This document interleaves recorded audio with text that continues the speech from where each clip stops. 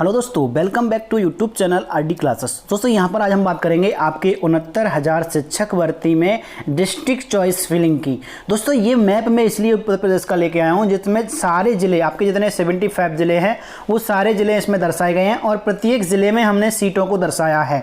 देखिए ये एक तरीका है आपके लिए कि आप अच्छे से चॉइस फिलिंग कर सकें। दोस्तों ये मैप जो है वो मैं अपने इस ग्रुप पे जो हमने मॉर्निंग में वीडियो डाली थी सबने ग्रुप ऐड कर लिया है, ज्वाइन कर लिया है।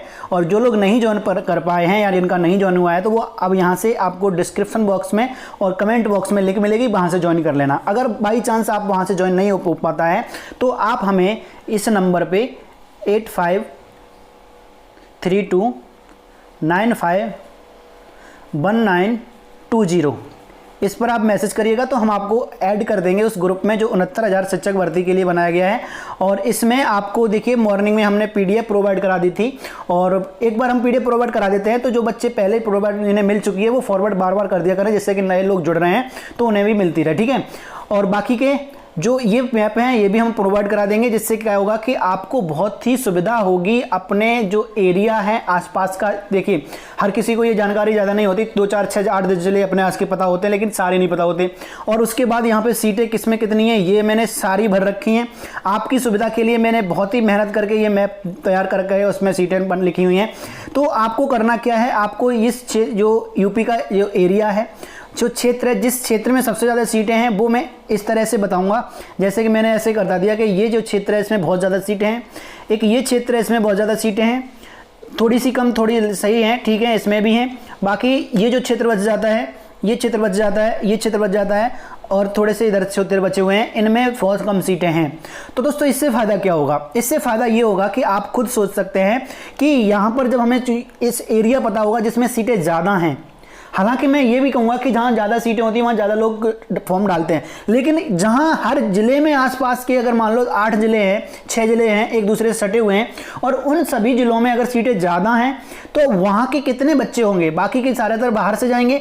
तो अब ये मैं ये भी कहूँगा कि यहाँ के लिए यहाँ का बच्चा लेने तो नहीं आएगा, और आएगा भी तो बहुत कम रेयर केस में आएगा, जैसे गर्ल्स हैं बहुत ज़्यादा सुविधा में हो, यहाँ से यहाँ बहुत लंबी डिस्टेंस हो जाएगी, लगभग 500 किलोमीटर तक का हो जाएगा, ठीक है। तो अब इसमें हमें करना क्या है, 500 एबव में ही रहेगा। तो हमें करना क्या है, हमें ये देखना है कि हम किस ज़िले से हैं। जैसे मान लो आप हरदोई से हो सकते हैं, ठीक है, ये जैसे हरदोई है, आप सीतापुर से हो सकते हैं, आप उन्नाव से हो सकते हैं, आप कानपुर से हो सकते हैं रूरल से, ठीक है, आप प्रतापगढ़ से हो सकते हैं, आप गोंडा से हो सकते हैं, आप बदायूं से हो सकते हैं, इधर अगर बात करें तो आप मुजफ्फरनगर से भी हो सकते हैं, इधर आप आगरा से भी हो सकते हैं, इस तरह से है देखा, मिर्जापुर से भी हो सकते हैं, इधर आप बात करें देवरिया, मतलब पूरे प्रदेश से लोग जुड़े हुए हैं हमारे साथ। तो अब हम बात करेंगे कि किस तरह से आपको एरिया सेलेक्ट करना है, ठीक है। तो देखिए सबसे पहली बात, देखो आपको लगता होगा कि सारे लोग सारे जिले भरेंगे, लेकिन पहले जिनका गुणांक अच्छा है या 99% सभी भरते हैं, क्या करते हैं, वो अपना जिला सबसे पहले भरते हैं। 99% बिल्कुल भरना चाहिए, आपको भी भरना चाहिए, लेकिन मैं उनसे कहूँगा जिन्हें अपनी बिल्कुल उम्मीद नहीं है, इनके 60% है, 61% है, 62% है, तो वे प्रीफ्रेंस अपने जिला को पहले ना दें। कहाँ दें, क्योंकि पहले अगर आप प्रीफ्रेंस इन जिलों को देंगे जहाँ सीटें बहुत ज़्यादा हैं, जैसे अब देखना मैं आपको सीटों की संख्या और वो जिले बताऊंगा जो आपस में सटे हुए हैं। तो देखना सबसे पहले अगर हम यहाँ से बात करें, ठीक है, यहाँ से बात करें, अगर ये देखो जिले आपस में सटे हुए हैं, ठीक है, ये जिले आपस में सटे हुए हैं, सबसे ज़्यादा जो सीटें की बात करेंगे हम, तो ये जिले जो हैं आपके सटे हुए हैं, ये देखो ये इतना जो क्षेत्र है एरिया, ठीक है, ये एरिया है। अब इसमें ज़िले कौन कौन से आते हैं, देखो इसमें ज़िले आते हैं बदायूं, शाहजहाँपुर, लखीमपुर खीरी, ठीक है, इधर ये बरेली भी था, ठीक है, और इधर सीतापुर, हरदोई, बहराइच और बाराबंकी, ठीक है। अब इनमें सीटें देखो, जो सीतापुर जो सेंट्रल में है इसमें 2500 सीटें हैं सबसे ज़्यादा, ठीक है, 2500 सबसे ज़्यादा। उससे बाद दूसरे नंबर पे देखियो इससे जुड़ा हुआ हरदोई है, और हरदोई में भी कितनी है, 2450। तो आपको नहीं लगता कि इतने दोनों को मिला के आपकी लगभग 5000 सीटें हो गई, जो कि क्वांटिटी में बहुत ज़्यादा हैं। अब संख्या में। और देखो अगर हम लखीमपुर को भी ऐड कर लें इसमें तो 2100 सीटें और जुड़ जाएंगी। अगर इसमें हम शाहजहाँपुर को और ऐड करें तो 1400 और 50 और जुड़ जाएंगी। अगर बदायूं की बात करें तो 2100 और जुड़ जाएंगी। तो देखिए ये जो जगह है ये देखो 1310 है यहाँ पे, तो यहाँ पे भी आपकी 1250 है। ठीक है, इस तरह से हमने क्या देखा, ये जो एरिया है आपको मैं ये मैप प्रोवाइड इसीलिए करा रहा हूँ कि जिससे आपको सुविधा हो। ये रामपुर में भी देख लो इधर 1250 है। तो जो सिलेक्टेड एरिया हैं इनमें आपको ये देखना है कि कहाँ का, अभी मैं बताऊंगा कहाँ का ट्रांसपोर्टेशन अच्छा है, कौन से ऐसी जगह हैं जहाँ पे आपको एजुकेशन सिस्टम बहुत हैवी है, जहाँ कट ऑफ ज़्यादा जाएगा। जैसे अगर हम बात करें तो हमने यहाँ पर कुछ ज़िले ऐसे हैं, जैसे कि अगर हम बात करें इलाहाबाद है, यहाँ पे स्टार बना लो। ठीक है, यहाँ कानपुर है। ठीक है, तो कानपुर में भी आप बना सकते हैं, जैसे कि ये कानपुर रहा ये वाला रूरल। ठीक है, इसी तरह से आपको हम अगर हम बताएं तो देखिए यहाँ गाजियाबाद हापुड़ है, इधर आगरा है। देखिए यहाँ पे ये दिखा देता हूँ आपको, ये आगरा है। ठीक है, अब देखिए अगर आगरा के पास की बात करें तो आगरा एक अच्छा एरिया है जहाँ पढ़ाई का सिस्टम अच्छा है। इधर गाजियाबाद भी बहुत अच्छा सिस्टम है, यहाँ पे ट्रांसपोर्टेशन भी अच्छा है। तो यहाँ आसपास के ज़िलों में अगर सीटें देखी जाएं तो देखो 300, 500, 900, 500, 600 ऐसी सीटें हैं। तो ये जो एरिया है वो बहुत कम सीटों वाला है। तो आपको क्या लगता है यहाँ की कट ऑफ कम जाएगी? ये ज़िले अपने तो चूज करेंगे सारे पहले, तो इनमें तो आपका मतलब जो अगर गुणांक कम है तो कोई संभावना नहीं होगी। तो संभावना सबसे पहले कहाँ होगी? इधर होगी। उसके बाद एक एरिया और बच जाता है, बहुत ही इंपॉर्टेंट, आप समझ लीजिएगा। यहाँ पे यहाँ से अगर हम बात करें आपका, देखिए गोंडा से ले लें, गोंडा के बाद यहाँ पे आ जाओ सुल्तानपुर, आ जाओ सुल्तानपुर के बाद आ जाओ आप प्रतापगढ़, प्रतापगढ़ के बाद अगर आप चाहोगे तो जौनपुर पे चले आओ, जौनपुर के बाद इधर गाजीपुर ले आओ, बलिया ले आओ, देवरिया ले आओ, कुशीनगर ले आओ।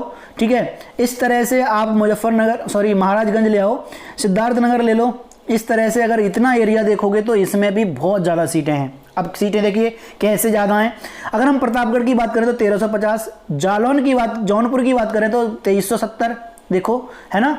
अगर हम इधर ये चले जाएं गाजीपुर की बात करें तो 1920, देखो। अगर बलिया की बात करें तो 1600, अगर हम देवरिया की बात करें तो 1248, यहाँ आजमगढ़ की बात करें तो 1550, है ना। अगर हम यहाँ पे और बात कर लेते हैं तो बस्ती की बात करें तो 1340। तो ये जो एरिया हैं, जो डिस्ट्रिक्ट हैं, इनमें बहुत ज़्यादा सीटें हैं। अब इन देखिए ये जो फैक्ट मैं बता रहा हूँ ना, आप इनको एक स्क्रीनशॉट लेके जरूर रख लीजिएगा। बाकी मैं पीडीएफ बना दूंगा इसकी, जिससे कि आपका क्वालिटी खराब ना होगा, आप डाउनलोड कर लेना। ये कब फायदा करेगा? जब हम आपको ये बताएंगे कि किस तरह से आपको डिस्ट्रिक्ट चॉइस फिलिंग में कौन कौन से डिस्ट्रिक्ट पहले भरने हैं और कौन से बाद में। तो मैं वहाँ पर एक इंडिकेशन दूंगा कि जिसके पास के जो जितने भी जिले हैं, जो भी हमें नाम लूंगा जिस जिले का, तो उस जिले के आसपास को नंबरिंग देनी है। तो आप समझ जाना कि हम वही बात कर रहे हैं आपके डिस्ट्रिक्ट अलॉटमेंट की। ठीक है, कैसे डिस्ट्रिक्ट चॉइस भरनी है। ठीक है, तो सबसे पहले हम आपको बात एक और बता देते हैं कि ट्रांसपोर्टेशन के लिए अगर अच्छी जगह मानी जाती है, देखिए इधर के जो जिले हैं, अगर हम जिले में बात करें तो देखिए ये जो बस्ती है, गोंडा है, बलरामपुर है, प्रतापगढ़ है, ये यहाँ का जो ट्रांसपोर्टेशन सिस्टम है बहुत ही अच्छा नहीं है। मतलब कहने को ठीक है पहुँच जाते हैं, लेकिन उतना अच्छा नहीं है जितना ट्रांसपोर्टेशन आपको इधर देखने को मिलता है। जैसे मेरठ है, गाजियाबाद है, बुलंदशहर है, बदायूं है। ठीक है, ये जो सिस्टम है इधर का, जो आगरा है तो हरदोई है, कानपुर है, इलाहाबाद है, लखनऊ है। तो ये जो एरिया हैं यहाँ पर ट्रांसपोर्टेशन बहुत अच्छा है। तो जो बाहर के बच्चे होते हैं तो वो यहाँ को पहले प्रेफरेंस देते हैं, जिससे कि आने जाने में दिक्कत ना हो।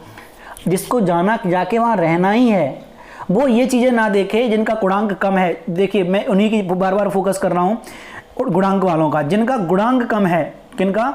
गुणांक वालों का। वो इन चीज़ों पे थोड़ा फोकस करें और समझें कि कहाँ पे कैसी सीटें हैं।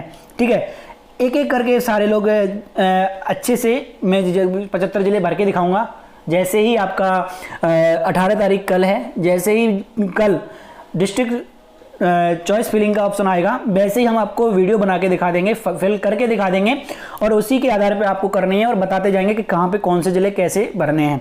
ठीक है, ये स्क्रीनशॉट ले लीजिएगा अगर आपका ग्रुप में ज्वाइन नहीं है, नहीं तो पहले आप ग्रुप ज्वाइन कर लो, बहुत अच्छा रहेगा। वहाँ पे सारी अच्छी अच्छी चीज़ें हम प्रोवाइड कराते हैं। और जिन लोगों को ये लगता है कि डिस्ट्रिक्ट चॉइस फिलिंग कुछ भी नहीं है, तो जब एक बार रिजल्ट आएगा, कट ऑफ आएगा, कट ऑफ के बाद आपका वेटिंग लिस्ट आएगी। अगर नहीं आई बाई चांस, वैसे तो आनी चाहिए, कोशिश यही करनी चाहिए, सरकार से यही रिक्वेस्ट करनी चाहिए और ज़्यादा से ज़्यादा मैसेज करने चाहिए, जिससे कि जो जितना भी सिस्टम है, मतलब जितनी भी जॉब खाली रह जाती है वेटिंग लिस्ट के लिए वैकेंसी, उन पर दोबारा से वेटिंग लिस्ट के जरिए वो वैकेंसी फिल की जाए, ठीक है।